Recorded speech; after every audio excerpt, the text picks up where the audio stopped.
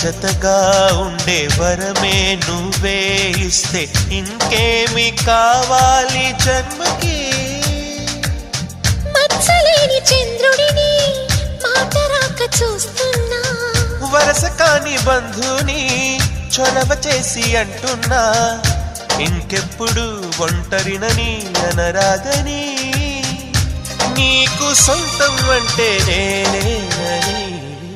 కొమ్మ కొమ్మ విన్నావమ్మ కోయిల వస్తుంది, వస్తూ వస్తూ తనతో వెన్నెల వెలుగులు తెస్తుంది. ఏవమ్మ మరుమల్లి తోరణాలు కడతావా, చిలకమ్మ ఎదురేగి స్వాగతాలు చెబుతావా.